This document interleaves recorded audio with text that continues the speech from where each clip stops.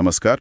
आज हम बात करने वाले हैं Gujarat Narmada valley fertilizers and chemicals limited यानी जीएनएफसी के लेटेस्ट फाइनेंशियल रिजल्ट्स की। ये आंकड़े मार्च 2025 में जो तिमाही ख़त्म हुई है उसके हैं। हमारा इरादा है कि इन नतीजों के जो सबसे ज़रूरी पहलू हैं उन्हें समझें, ख़ास तौर पर कंपनी के मुनाफे, आमदनी और मार्जिन में क्या ट्रेंड दिख रहा है। तो चलिए शुरू करते हैं। पहली चीज़ जो एकदम सामने आती है वो है कंपनी का नेट प्रॉफिट, मतलब शुद्ध लाभ। पिछले साल इसी तिमाही में ये 127 करोड़ रुपया था और इस बार ये 65.4% बढ़कर 210 करोड़ रुपया हो गया। ये तो काफी बड़ा जंप है। हाँ बिल्कुल, ये आंकड़ा वाकई में चौंकाने वाला है।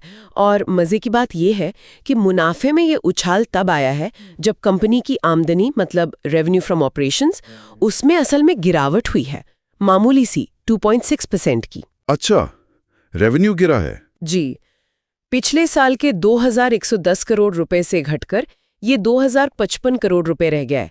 तो यहीं पर सवाल उठता है कि बिक्री कम हुई तो फिर मुनाफा इतना ज्यादा कैसे? हाँ, ये तो सोचने वाली बात है। तो इसका जवाब शायद ईबिटा में मिलेगा, मतलब इंटरेस्ट, टैक्स, डेप्रिसिएशन वगैरह से पहले की कमाई। सही पकड़ा। आंकड़े देखें तो ईबिटा भी, अरे वाह, 65.5% बढ़ा है। 145 करोड़ रुपए से सीधे 240 करोड़। ये तो नेट प्रॉफिट वाली ग्रोथ के बराबर ही है। बिल्कुल, और इससे भी ज्यादा जरूरी बात है ईबिटा मार्जिन। हाँ, वो पिछले साल इसी क्वार्टर में सिर्फ 6.9% था और अब कितना है? अब बढ़कर 11.7% हो गया है। ये तो बहुत बड़ा सुधार है, करीब करीब दोगुना। हाँ, लगभग।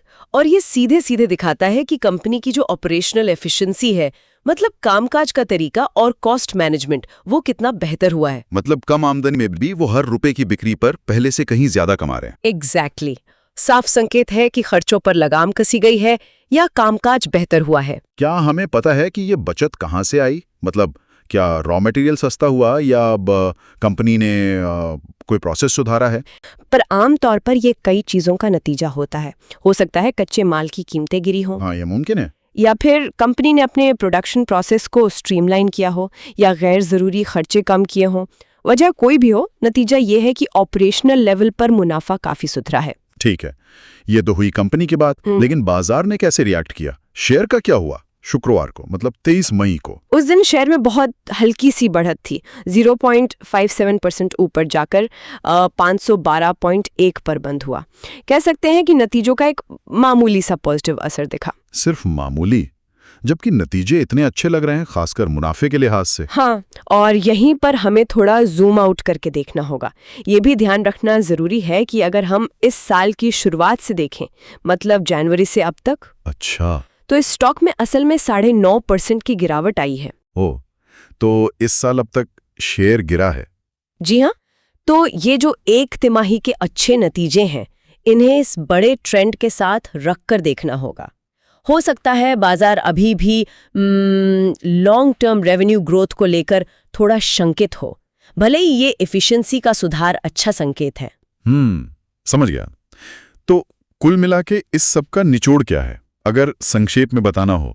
निचोड़ ये है कि जीएनएफसी ने रेवेन्यू में थोड़ी कमी के बावजूद चौथी तिमाही में प्रॉफिट और मार्जिन दोनों में जबरदस्त बढ़ोतरी दिखाई है। और इसका कारण बेहतर ऑपरेशनल मैनेजमेंट लगता है। बिल्कुल, लेकिन यहीं से एक अहम सवाल भी खड़ा होता है भविष्य के लिए। वो क्या? सवाल ये कि क्या कंपनी कॉस्ट कंट्रोल और एफिशिएंसी का ये लेवल आगे भी मेंटेन कर पाएगी, खास तौर पर अगर रेवेन्यू ग्रोथ धीमी ही रहती है या मान लीजिए रॉ मटेरियल फिर महंगा हो जाए। हाँ, ये तो है।